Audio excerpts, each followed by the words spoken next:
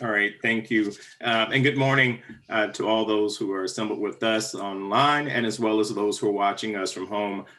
This is our annual Bring Your Legislator to School Day. My name is Carlos Clanton. I serve as a Ward 3 member of the Norfolk City School Board and working alongside with our Vice Chairman, Rodney Jordan.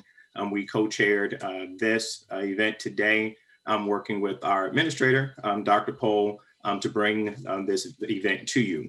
This is an opportunity for us to engage with our legislators, both at the local, state, and federal level, and to discuss about our policy issues and the agenda for which we will engage as we begin as a policymaking at all of those different levels, what issues are important to us, in making sure that we carry out in the best interest of our public education for our students here and for the greater community.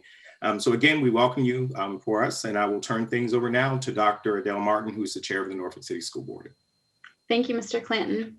Good morning, everyone. It gives me great pleasure to welcome you to our annual Bring Your Legislator to School Day. I want to first thank you for taking the time out of your busy schedules to meet with us and to visit our classrooms, to engage in meaningful conversations with our students and teachers, and to learn more about our legislative priorities for the 2020-21 school year. Normally, we would be touring schools and having this discussion in person. However, in light of the pandemic, Norfolk Public Schools remains in a virtual learning environment. Still, I thought it would be important for you to take a glimpse into the virtual classroom experience. I'd first like to introduce our members of the school board, Vice Chair, Mr. Rodney Jordan, school board members, Ms. Tanya Basine, Lauren Campson, Carlos Clanton, Dr. Noel Gabriel, and Ms. Smith, Ms. Christine Smith, who unfortunately is unable to be with us this morning. With us today, we have, I'd like to welcome Congresswoman Elaine Luria, Delegate Jen Keegans, Delegate Nancy Guy, and we have a couple other delegates who may be, so welcome. We have a couple other delegates who may be joining us later in our discussion. And let's see, I want to make sure I didn't miss anyone. Okay, thank you. We appreciate your attendance today and giving us the opportunity to outline our legislative agenda that was created with our legislative consultants, Mr. Ronald Jordan and Ms. Jonna Casaboon, who are also with us today from Advantage Strategies. They are joining us today to share in the conversation.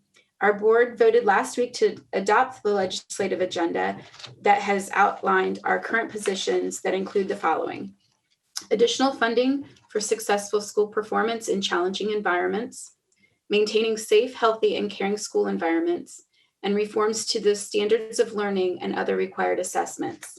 And there are other items that are proposed by the Virginia School Board Association.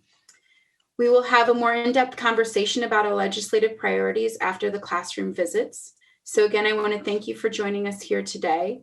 And at this time, I'd like to introduce to you our Superintendent of Schools, Dr. Sharon Birdsong. Good morning. Again, I'm Superintendent of Schools, Dr. Sharon Birdsong, and I bring you greetings on behalf of Norfolk Public Schools. It gives me great pleasure this morning to welcome you to our virtual Bring Your Legislators to School Day as we highlight innovative teaching and learning within our wonderful school division. On an annual basis, we invite our federal, state, and local legislators, along with members of the Norfolk City Council, to tour our schools as an opportunity to showcase our academic programs from pre-kindergarten to high school. And I want to take a moment to first acknowledge and thank our legislators for taking the time out of their busy schedules to participate in our program this morning. Today we have with us, or we anticipate having with us, U.S. Representative Elaine Luria from the 2nd Congressional District, State Senator Jennifer Keegans of District 7, Delegate Jay Jones of the 89th District. I think Delegate Jones will be with us a little later. Delegate Stephen Heretic representing the 79th District, and Delegate Nancy Guy representing the 83rd District. We thank you for all that you do and your continued efforts to advocate for the increase of state level funding for our schools. We also appreciate your advocacy of federal funding to support a COVID relief package that will support technology improvements, PPE, professional development for teachers, and other needed resources for Norfolk Public Schools. Additionally, I would be remiss if I did not extend a special thank you to Norfolk City Councilwomen Mamie Johnson and Angelia Williams-Graves. I anticipate that they will be joining our conversation this morning, and I want to thank them too for participating in our classroom visits. Thomas Schmiegel, principal of Granby High School, who serves on the Norfolk City Council as well, will also take part in today's classroom visits. Due to COVID-19, due to the pandemic, we have shifted our traditional classroom visits from an in-person model to a virtual model, relying upon technology, which we all love, to bring into our classrooms.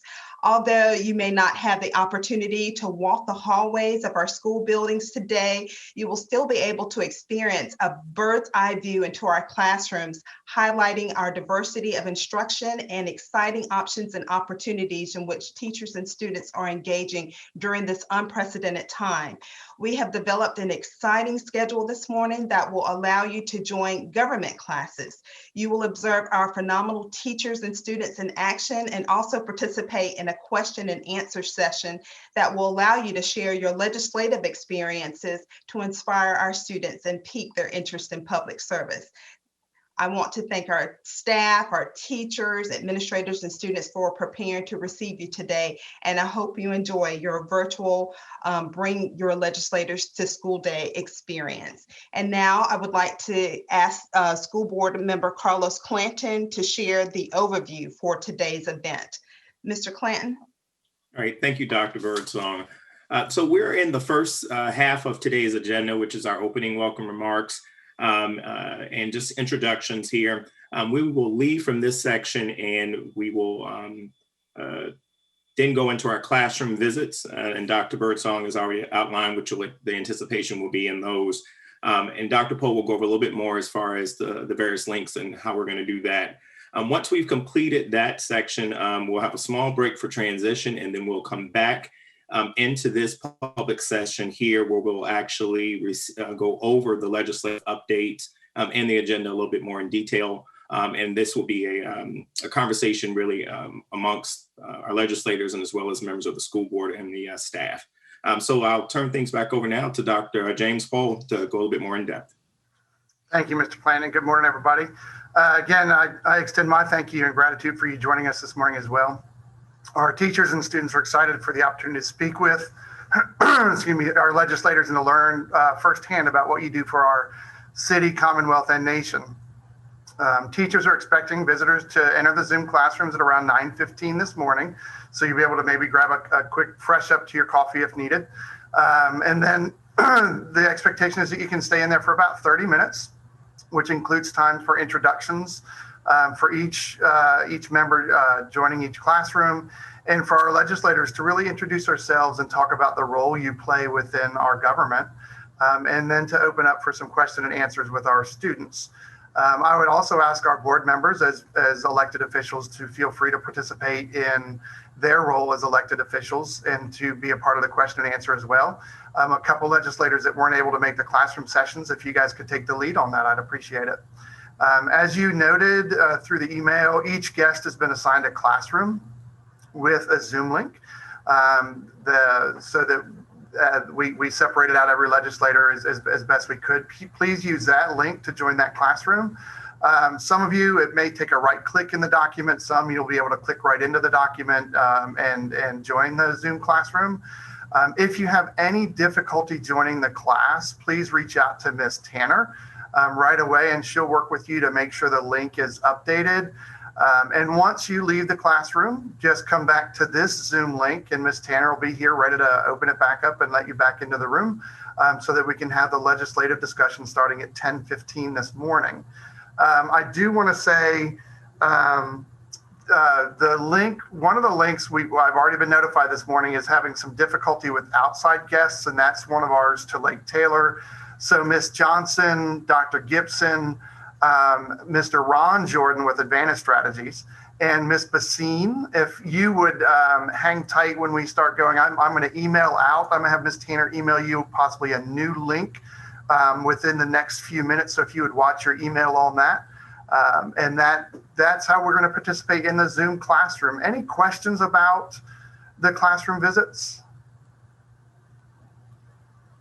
Just as an FYI, to be ready as well, we've worked with the teachers to challenge the students to come up with some really tough questions for you. So I'm hoping that they rise to the occasion. Ms. Basine, I did see your hand. I'm sorry about that. Go ahead, Ms. Basine. Oh, that's okay. You answered it. Thank you. No problem. Was it, is this going to be a pass fail or a graded test?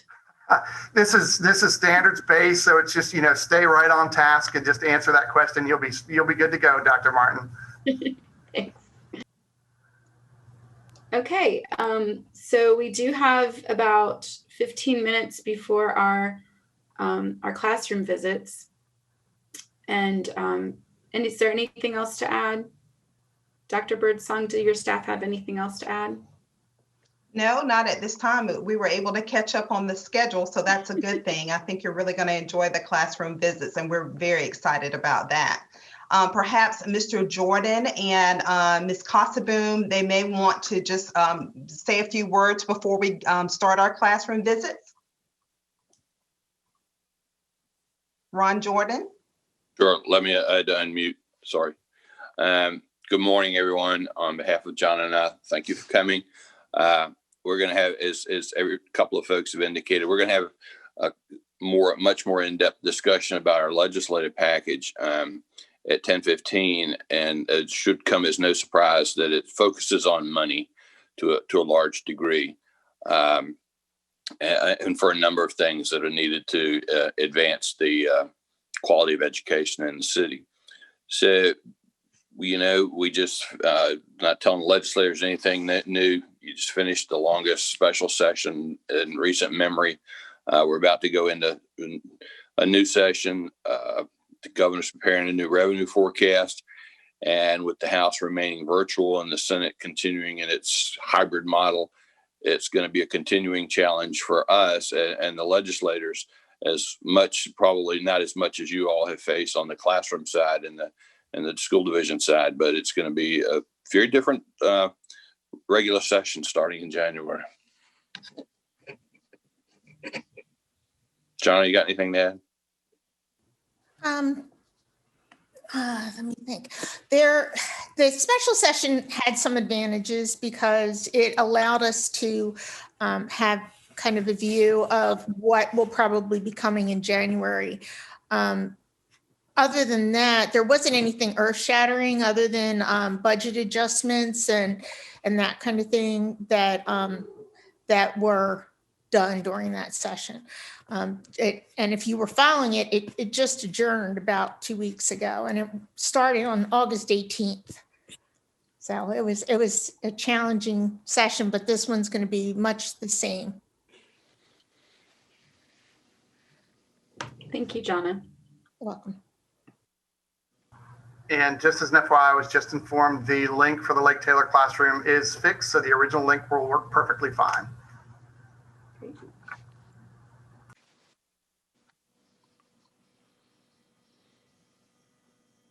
So I guess at this time we can exit this meeting and prepare for our classroom visits. Okay, and just for clarification, has everyone received the links that we're referring to? Okay, all right. Thank you. Enjoy your visits.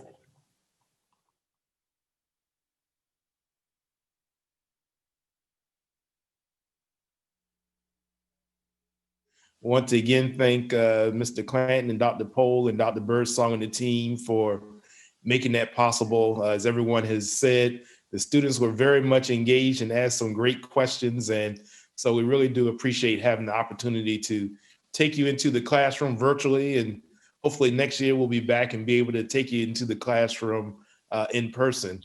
But to be mindful of everyone's time, we're going to continue on with our agenda as governor's team, school board, and the superintendent working together. We've been working with Advantage Strategies as part of our advocacy team that leads us in Richmond and try to make sure that our priorities, legislative priorities, are advanced not only in Richmond, but also in Washington, D.C., and from time to time, even on the local level. So what we're going to do right now is we're going to invite the Advantage Strategist team, Ron Jordan and John Nakasabram, to take us through the legislative priorities that we've established, and we'll have an opportunity to have deeper and further discussion as we go along the way. So at this point, I'm going to turn things over to Advantage, and the floor is yours. Thank you, Mr. Jordan. Can everyone hear me? Yeah. Yes. Yeah. Yes, ma'am. I just want to go through these fairly quickly because of the time allowance that we have, and also that you can read through it later, or hopefully you had the opportunity to do that ahead of time. But we'll take any questions, of course, and talk about the details of these once we go through them. Jonna, just real quick, everyone will receive an email with this document after the meeting. If you haven't already received it, you'll be getting one. Okay. The most important things are up front of the entire legislative program, and they are the things that we ask the legislators to take to support and take action to support them, either by looking at the bills. Sometimes they actually file the bills. Other times it's just a matter of them knowing what the schools need and where they can vote to support them. So the very first one is something that came up during the special session. It's hold harmless for sales tax technical adjustment reductions. The Norfolk schools would have lost $1.5 million each year of the biennium if we had not gotten if the legislature had not taken any action to correct the technical adjustment that was made for sales tax reductions. Let's see. We also wanted to be held harmless for basic aid funding because almost every school division has lost average daily membership, the number of students that are enrolled, and of course the funding is tied to that, and that's unavoidable due to the pandemic. So what we suggested, and they did during the special session, was to keep that at the level that it was last September 30th. So they do September 30th and March 30th. Yeah, let me add, both of the sales tax adjustment reduction, hold harmless, as well as the ADM hold harmless, are both would be items we're asking for second year help with. On the, as John indicated, you took care of the first year in the special session. We're not alone in the ADM reductions. Almost every school division across the state has experienced reductions. A couple of notable exceptions have been that where they've actually seen increases were because of virtual schools, where students from other divisions enrolled in virtual schools in another division. And this should not cost you any money for the hold harmless on the ADM. The money is already in the budget based on an ADM that was projected when you all approved the budget in last January. So this is just, this should not cost you any more money. Okay. We also want a renewed support staff position funding.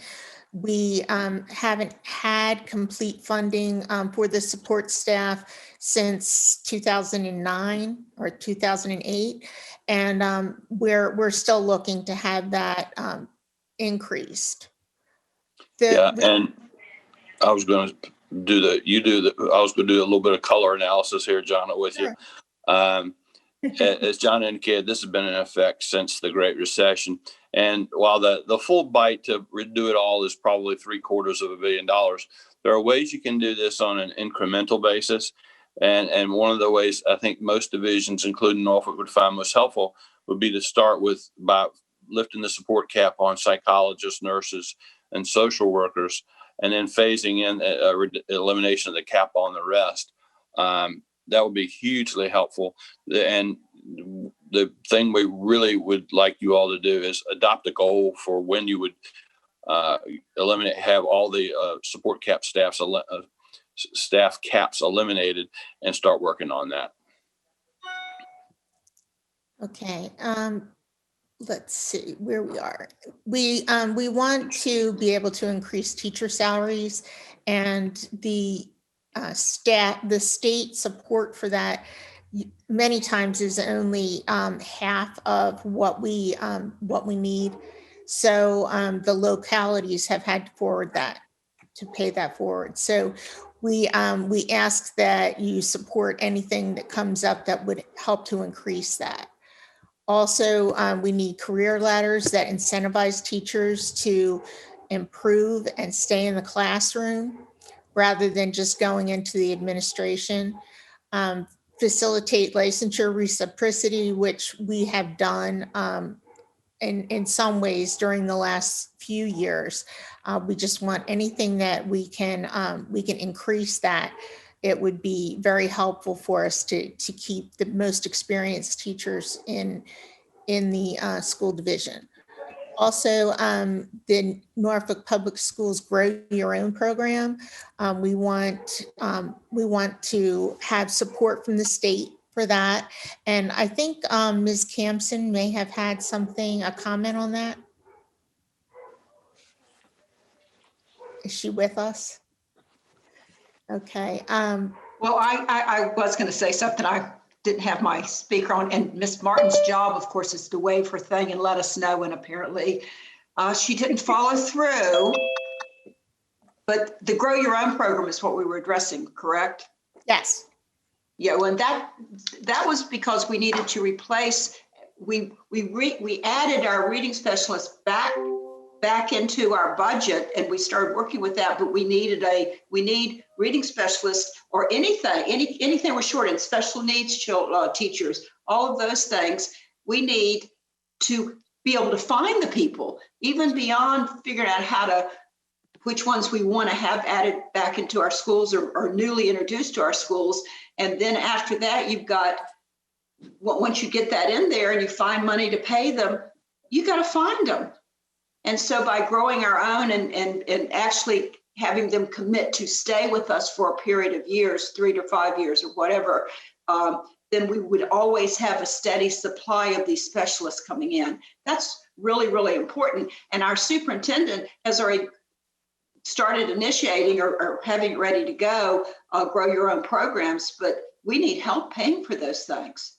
And yet they give us the supply of specialists and instructional support we need. So this is something that's really, really important as we move. The state has in here, they want to move, or add on 4th and 5th grade reading specialists, which we should have. We use them that way anyhow.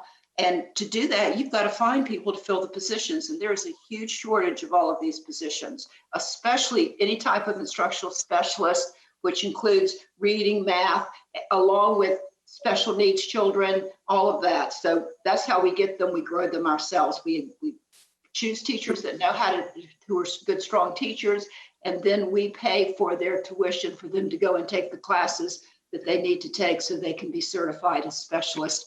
And then we have those people in the classroom, in the schools where we need them most. So thanks for letting me just make a little quick comment on that.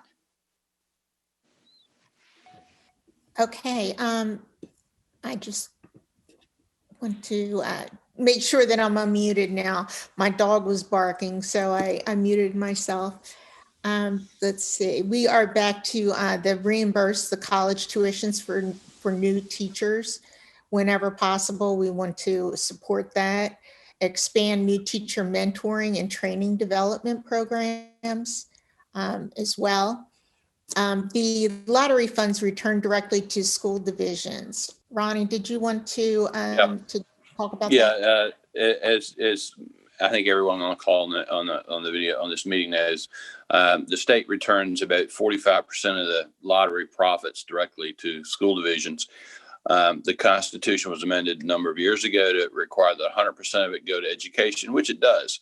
Well, you asked if they return 45% to the school divisions, what happens to the other 55%?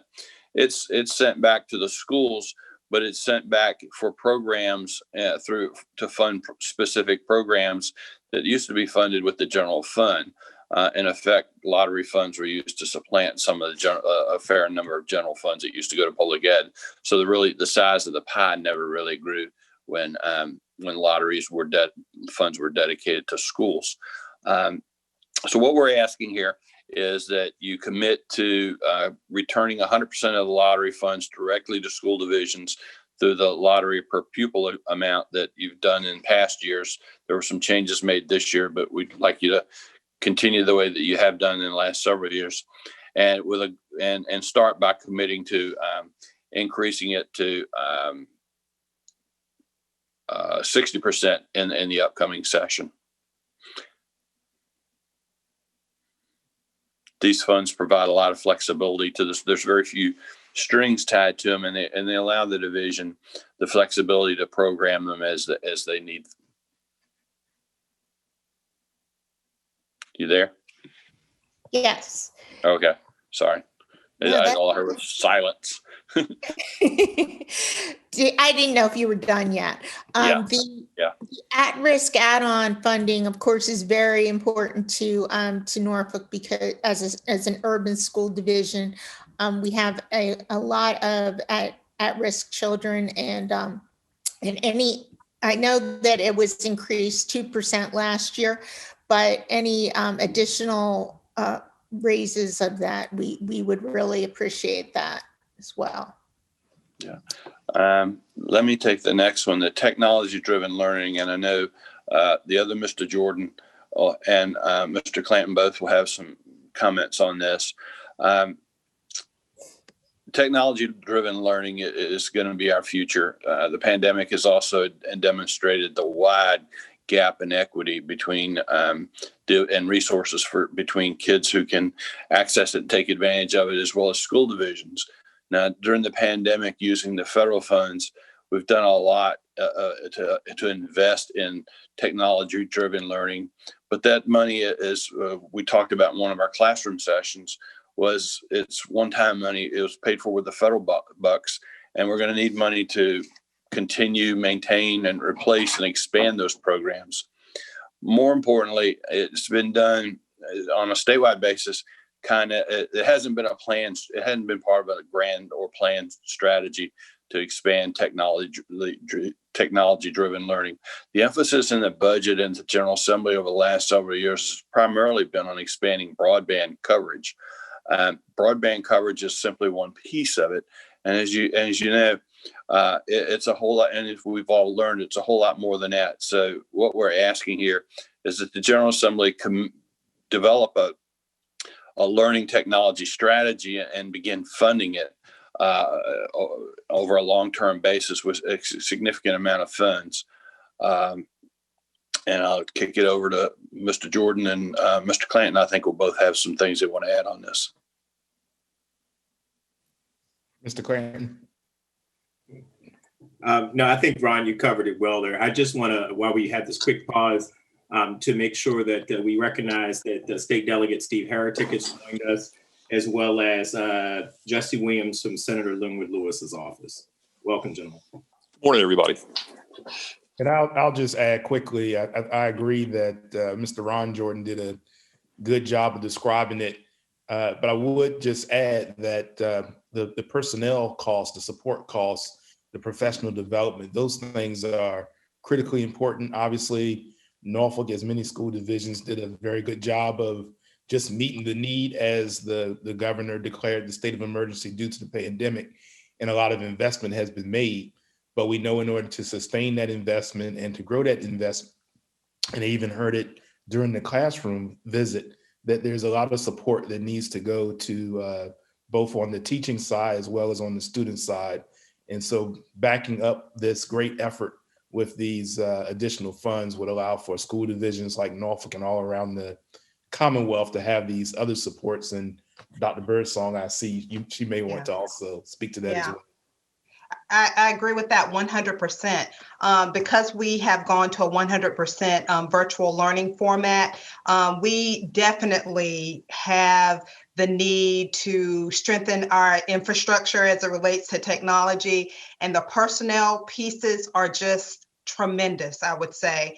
A couple of things that have come out of us transitioning into this virtual platform is, for example, the need to have a manager, a person dedicated to overseeing and managing our learning management system, Canvas. That is a full-time job. So we are constantly every day pulling staff to oversee, to troubleshoot, to assist classroom teachers and things of that nature. But we really need a person that's dedicated to do just that. And although we certainly, our ITRTs have done just a magnificent job of working with our classroom teachers, again, they also need support. We need ongoing professional development in this area. And again, our ITRTs are doing a wonderful job of that, but we need other supports to make sure that there are no gaps for teachers and no gaps for students. And this is one-time funding won't cover this. This is something that needs to be sustained for the long term. We can patch and piece things up right now, but that's not a strategy for the long term. So and I would add that you all have had discussion during the special session, a lot of discussion about broadband, and the other half of the discussion that Dr. Birdsong just talked about involves the students and their families. It's, a Wi-Fi hotspot's a good stopgap measure, but it's not broadband access. And it's also not only about coverage, it's about particularly in some of our urban and more rural areas, it's about affordability. You can have all the coverage in the world, but if you can't afford it, you might as well not have it. And that's an issue that's got to be addressed in this special session. In the regular session. Okay, John. Okay. And if I may add, and if we foresee this to be something that's going to be ongoing, we need funding to support a one-to-one initiative. Basically, if we're going to be requiring students to learn at home, to learn virtually, to have access to technology, then the school division needs to provide that. That's right. And as far as the facilities go in the schools, a survey of school facilities, which you probably remember a couple years ago, found that more than 60% of our schools are more than 40 years old. And as far as ongoing funding goes, we do need the technology support, but we also need support to identify funding to update old facilities and build new ones. This is something that is not going to go away, and there needs to be a plan to implement long-term funding. Okay, let's see. I think Ms. Campson wanted to talk about the reading specialists for students in grades K through 5. I think I kind of covered that when I tied it in with the Grow Your Own program. Awesome. So I think you can just move on. Okay, sure. Thank you. We've been asking for a JLARC review of the true cost of public education. JLARC only usually takes 3 research topics per year. And this is something that we feel is really important, because if we don't know how much it actually costs to put a student through public school, then how are we going to fund it? We need to get a more accurate picture of how much it costs, and then support to actually fund their education.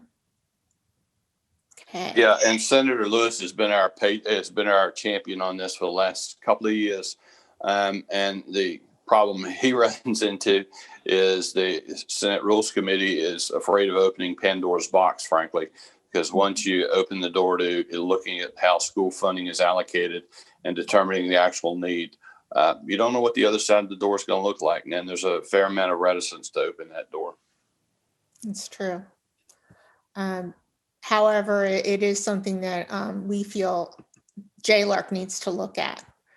The Virginia Preschool Initiative funding and flexibility has increased somewhat, but we need more funds for that as the preschool public schools have been expanded.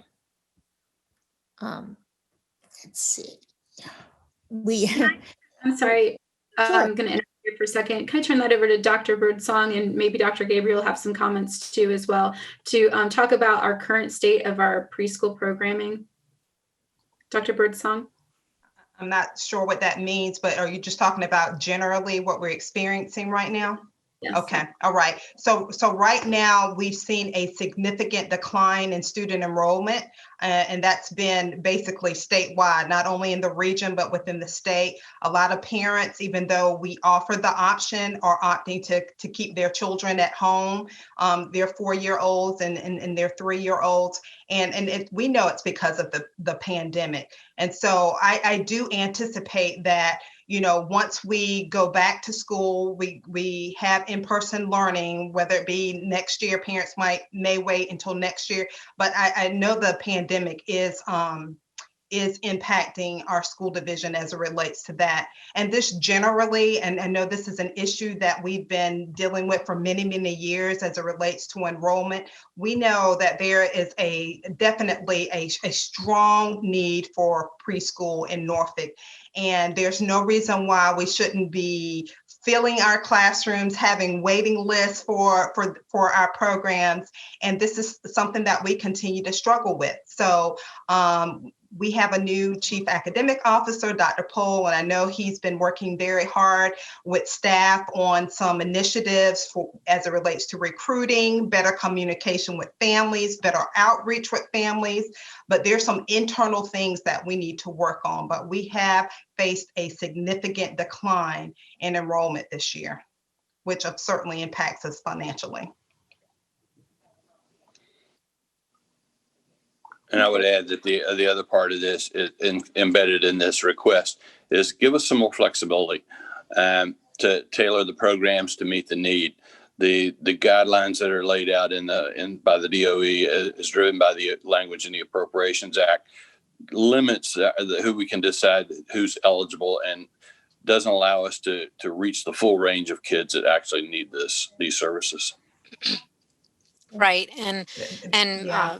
Ron is absolutely correct. And I know that Councilwoman Johnston and Williams Graves have been staunch supporters of pre-K and what the city can do in order to help us fund that. But for example, like our military families who are right on the cusp of meeting what the financial need responsibility is in order to qualify for pre-K, they have often found our pre-K programs very beneficial, but some of them don't necessarily meet what that financial cutoff is. So that's just one example of us trying to, include all of the families that are in Norfolk Public Schools in our Hampton Roads district, so that they can be a part of our very good program.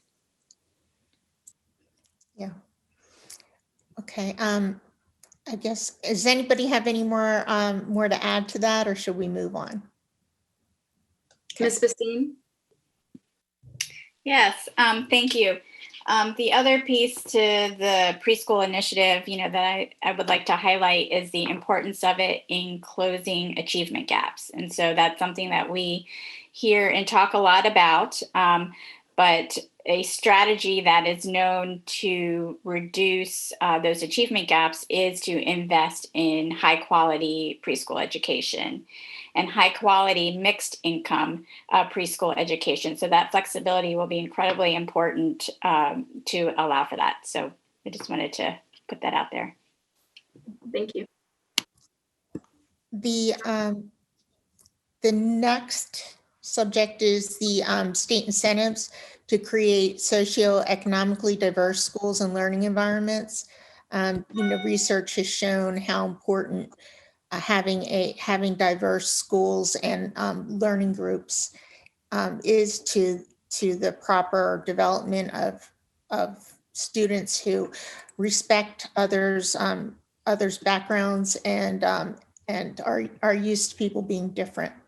Very important to the entire student, the development of every student. So we ask that anything that can be done legislatively to see the socioeconomically diverse schools be done in this next session.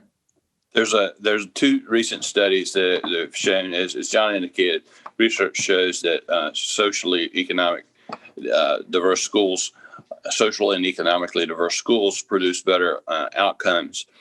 But there are two studies recently, one by Virginia Commonwealth University, the other by the Commonwealth Institute for Fiscal Analytics analysis. Both have shown that there's increasing amounts of segregation, both racially and economically, in public schools across Virginia. We expect there to be a fair amount of discussion about this as it relates to equity during the upcoming session. And we have suggested some potential ways to begin to address that in this request. And I know, Ms. Basine, this is something you feel very strongly about.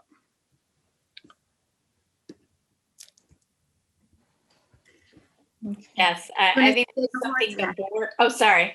I was just going to say, I think this is something the board has had as a goal, for longer than I've been on the board. I know Mr. Jordan also has championed this effort in Norfolk Public Schools and at the state level. And so this is definitely, the time is now. The time was yesterday. And so I think we've actually, we've got to make some movement on it.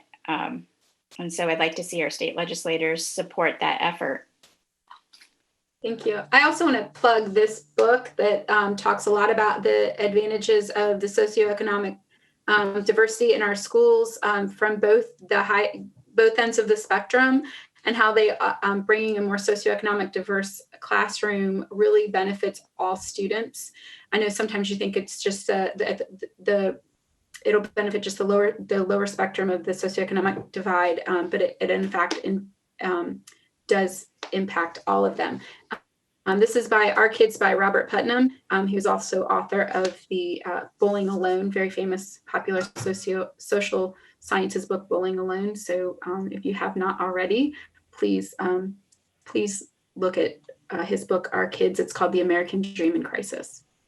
And it speaks a lot to this. And I know there are lots of other studies out there as well. So, okay. Mr. Jordan and Ms. Casaboon, do you have more comments? Those are the specific asks. The remainder of the items are policy positions. And Johnny, just want to touch on them very briefly because we're getting close on time. Sure. The policy positions are to support additional funding to increase school performance in challenging environments, and they are to assess the needs of students with disabilities, provide training and professional development for staff, which we mentioned before, attract high quality, highly effective teachers, and sometimes that's very difficult in certain areas, to fund extended school year and extended school day programs, which now are especially in high demand and needed. Support the Virginia Teacher Incentive Improvement Fund, fund teacher and residency programs, which, sorry. Of course, when I have that off is when I get things that I have to answer. We also would like to fund non-instructional SOQ programs, as we mentioned earlier. We support continued reforms to SOLs and other required assessments, and funding for all required assessments and measurements, not just the SOL tests. the state does fund the SOLs, but many times does not fund other things that we need to do. Yeah, we're seeing a drive to more locally based, a requirement for more locally based assessments as you all continue to kind of back away from the one size fits all that's embedded in the SOL philosophy. And there's no funding for that to support those locally based assessments.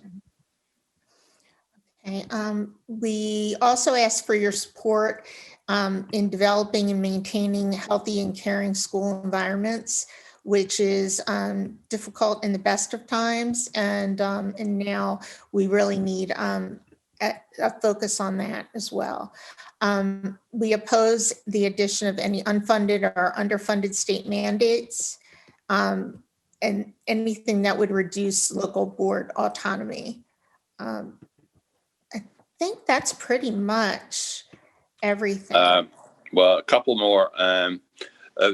Please don't curtail the board's ability to or authority to handle student disciplinary matters. We expect there may be a push this year by a couple of organizations to go further than the legislation that you all adopted year before last on this. Again, the board also opposes the voucher type programs, and there's been some discussion about those. And then there are 3 VSBA items in particular that we would ask you to support. One dealing with access to electronic textbooks and connectivity. It's kind of wrapped around our discussion earlier. The second dealing with volunteers and the background checks and threshold crimes that would allow one to be a volunteer in schools, and the last dealing with 21st century communication for school boards. In effect, updating a lot of the FOIA statutes and such so that we can take advantage of the technology that's available to us. Thank you, Ron. That's all we have, Madam Chair. Okay, thank you, Ms. Kasabin, Mr. Jordan. I'd like to open it up for any additional comments or questions at this time. I just want to make sure that all of you guys are aware that, I guess I need to, am I on? No, go ahead, Delegate Guy. That the speaker just on Friday, because our regular session is going to be constrained to 30 days, the bill limit has been cut from its usual 15 to 7, which is less than half. So finding sponsors for every bill that every group brings forth is going to be somewhat difficult this time. Yeah. Most of your concerns are budget amendments, but just so that you're aware substantively that there's going to be that restriction available. I will say that I know that Delegate Martha Mugler has been asked by VAS and has submitted the ADM hold harmless already. I've been asked by VEA to submit a study bill to JLARC, which is not as comprehensive as what Senator Lewis has historically put forward, but is tied more to COVID and the impact of the COVID crisis on public education, which should address a number of the issues that you have raised, especially reductions in ADM, problems with recruitment and retention. Some of you know that that's been a real hobby horse of mine, and anecdotally, I am hearing that it has accelerated the problem. Accessibility of technology, especially not just broadband, but as you said, the other hardware that's necessary and the staffing necessary to support it, and finally, of course, the impacts ultimately on all of that on student achievement. I'm hopeful, given the coalition that's behind the bill, that that'll move forward. So I just wanted to let you know that's kind of where I am with that. We are with that. I also have a question. I guess this is probably for Dr. Birdsong. As I continue with my push on the impact of the COVID crisis and accelerating our problems with recruitment and retention of quality teachers, do you have any idea? Did it accelerate retirements in Norfolk? And if so, to what extent? And has it created a gap between teachers leaving, both because they don't want to go back into classrooms in person, because they don't feel up to the challenges of hybrid or virtual learning. And what is the gap of new people coming in? That's a great question. And to be truly honest with you, I don't think we have seen a significant gap at this time because we have not returned to in-person learning. We have done a survey of our teachers and our staff, and the majority of our teachers are reporting that they will return.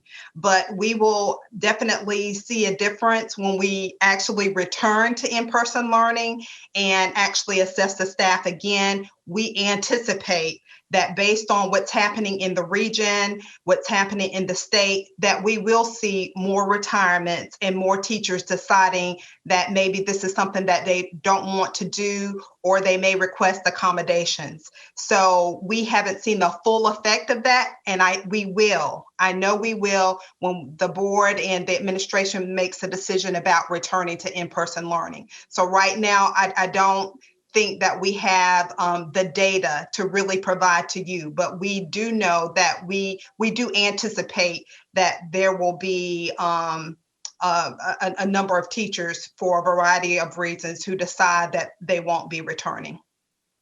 Well, hopefully the study will give us the picture on what it is statewide.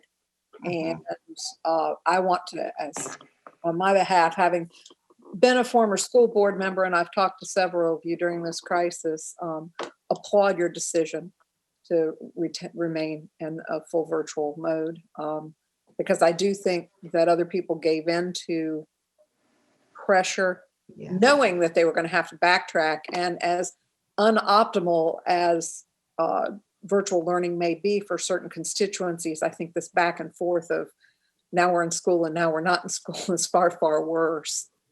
So I kudos to y'all for staying the course. And I have to say, at the high school level, talking to government students today, I asked all of them point blank how they liked it. And the students were very enthusiastic about their experience. Now I realize high school students have a different experience, but they were very engaged. We had good discussions. Of course, they're very technologically savvy and they're older, adolescents are probably better able to sit in front of a screen and engage in that way. But I think making lemonade out of lemons going forward, we really need to, and Michael Cadallo, is that his last name? Cataldo.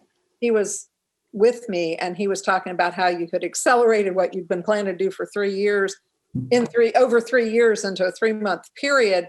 And how you would be utilizing it more broadly in the future to expand offerings, especially at the high school level, let non-traditional students or students who are working have greater access. And I really applaud you for that as well. Thank you. I have a quick question. Yeah, if we have time. I was just wondering what types of resources were out there for mental health services for students online these days, especially for some of your high school students, just looking at the statistics that are now being published of just the increases in suicide rates and depression, anxiety. Have you been able to increase just the availability of mental health services virtually, and are students taking advantage of those? I would say definitely our students and families are taking advantage of some of the services that we are providing. And because we're not providing in-person learning, our guidance counselors have greater access to our children, so they're able to reach out to them on a more consistent basis. And so we're definitely seeing an improvement with that. But within our school division, we also had several therapeutic day treatment counselors that would work with our kids. And unfortunately, we're not, many of those agencies had to close for a variety of reasons, mostly financial reasons. And so we do, I would say, definitely have lots and lots of children and families who have reached out requesting this support. And we even talked about it in my session with the kids at Morey High School. That was one of the questions they asked me about, if we could have additional funding, and in what area would it be? And I didn't really want to prioritize anything, but I said definitely in the area of social emotional learning. I wish there was a way that we could, have funding to provide some more social emotional supports for our children, as it relates to personnel being available to address some of these mental health needs, because our children have reached out. Many of them feel isolated because they don't have the daily face-to-face interaction with their peers and with their teachers. And many of them look forward to coming to school for the social aspect, certainly for the academic pieces, but they don't have that right now. And even though they're engaging with their teachers daily through Zoom, it's just not the same. And many of them have other issues that they're dealing with at home. And so it's just compounded by COVID-19. So that's definitely an area that we would need additional support. Do you have any plans for just online support groups, or is that even an option? Just, we do classes in English, math, history, but I don't know if that's something that we've considered or can do, or just to offer, hey, now it's support, and call it whatever, non-support group name you want, but just so that they all are, because, for them to reach out and ask for that service is one thing, but for you to say, today we're just talking about, what's going on, are you guys frustrated? How are you doing? How do you guys feel today? Just sometimes asking and asking routinely is important, just to get them, more. We always talk about erasing the stigma and all this stuff, but I just think making it a part of a routine is really important. And so don't make them come ask for it, because they won't. But just providing that's support group day, and call it something different. But I just think that that's so important now, and I think that that's truly where we're just going to see staggering numbers of I see it in my adult patient population, and I know that the kids are a voiceless group, and they there is still a stigma even with adults reaching out, and we're smart enough to do what's best sometimes, but the kids, I just really worry about that these days. So whatever kind of support you can offer, and making it almost mandatory thing for them, I would appreciate. Okay, Ms. Basine, go ahead. And Dr. Birdsong, did you want to respond to that? No, I think my comments before she spoke addressed what she said. Okay, great. And Ms. Basine, go ahead. Yeah, Senator Keegans, thank you so much for those comments. You're absolutely right. And that was, one of the things that I wanted to really put a focus on in our advocacy today. Is that, we can provide those supports if those supports are available to us, and the funding is available to provide those supports. So that support cap, removing the support cap on those positions, as Mr. Ron Jordan mentioned earlier, starting with, the school psychologists and nurses and social workers, I think that's going to be paramount, because as you said, we are seeing increases in anxiety and depression among our adolescents. We're going to see it even more once we do return back to school, and putting a focus on behavioral and mental health is going to be paramount before we even get to student achievement. So as the budget amendments are being considered, that should be at the top of the priority list as well.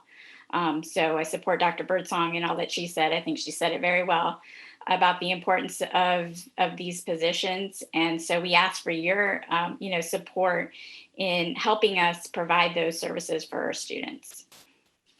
So thanks. Thank you, Ms. Basine. Any other comments or questions? Okay. Delegate Heretic, you've been quiet over there. Well, good morning. No, I apologize for missing some of the program this morning. I appreciate your efforts in putting all this together for us. I don't know why, but it always seems like weeks like this that are somewhat compressed. Everybody wants at least 5 days worth of work in 2.5 days. So understand that this has been a thorough Monday for me, but I really appreciate the information that you all put together. I can certainly tell you that, representing 3 different localities, Norfolk, Chesapeake, and Portsmouth, I get a fair sense of the concerns facing our local school systems. And I can certainly tell you that in terms of leadership, I think you guys are head and shoulders above a lot of other things that we see, and I appreciate that very, very much. I do know, I think, as Nancy Guy mentioned just a few minutes ago, this is going to be, we think, a fairly compressed session. Our ability to really have more than a handful of bills is going to be very, very limited. And, I think right now we are just in a sort of a covering mode in terms of trying to make sure that our budget is stable, our basic needs are met, and that needs such as yours are addressed. So please understand that as a delegation, I think we work together pretty well on a bipartisan basis. I think we all agree that certainly education is the key priority for all of our communities.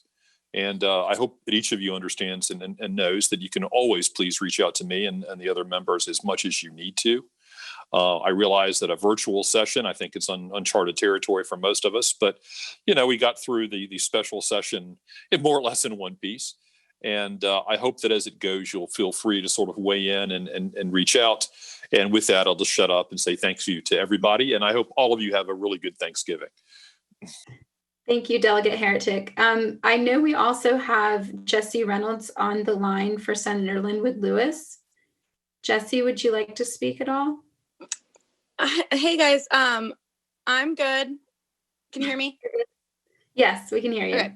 I'm good. Sorry I don't have my video on. There's a lot going on behind me, but I just want to thank everyone for everything you're doing. I know it's a really tough time for everyone. My sister's a teacher up in Chesterfield County. So I also will reiterate Nancy Guy's comments saying that I appreciate the decision to keep things virtual.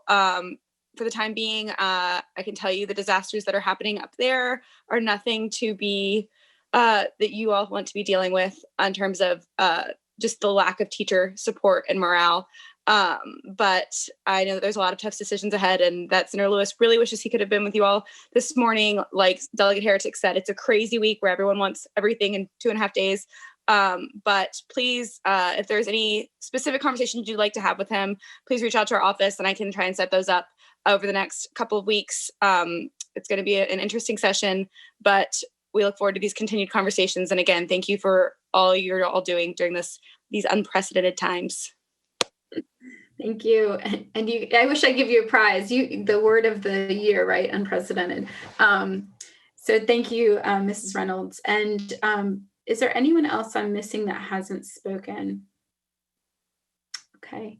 All right. Well, I just want to thank you all for being here. I'm going to turn this over to our organizers of this wonderful event, to Vice Chair Rodney Jordan and Mr. Carlos Clanton for closing remarks.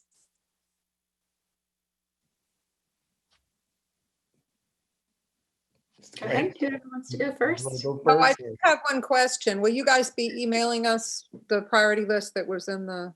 Yes. If you hadn't already received it, you will be getting a list of the priorities that were reviewed today.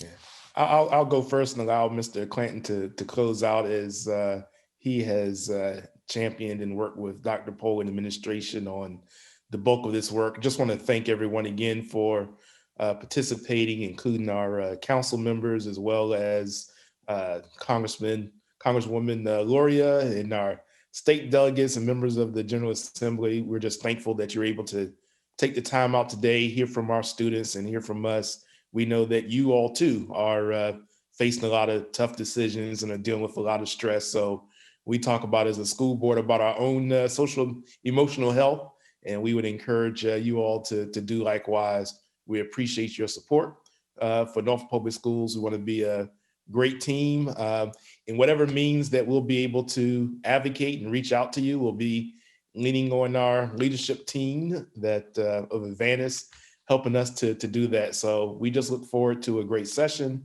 You have our priorities. You'll hear from us virtually. And if there's any other way that we can be of support to you, if you have additional questions, the board will always be available to you to assist with that. So I will yield there and yield to my colleague, Mr. Clanton. All right, thank you, Mr. Jordan.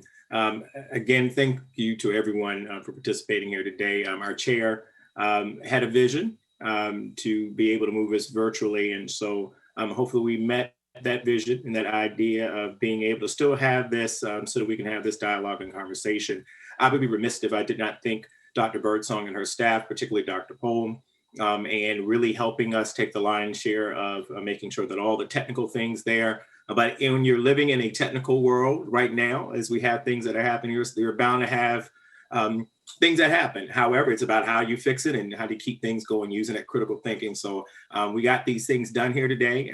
I appreciate it.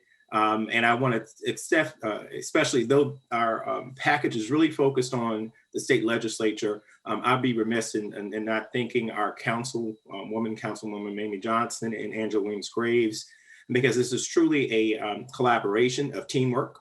So as the city side begins to develop your legislative priorities and position statements, you now have a clear understanding as to what we're trying to do on the school board so that we can marry that together. And I know that Ron and so forth, when they're there at the General Assembly, you're working together. But this is truly a team effort as we begin to move forward in this, as you said, Dr. Barton, unprecedented times right now, but really putting our students first, making sure that our staff and our teachers are safe, and that we can create a wonderful learning environment. So with that, I thank everyone again. Have a great week. Happy Thanksgiving. Please adhere to guidelines and let's be safe. And see everybody around. Take care. Thank you. Thanks, everybody. Good Thanksgiving. Happy Thanksgiving. Thanksgiving to all. Thank you. You too.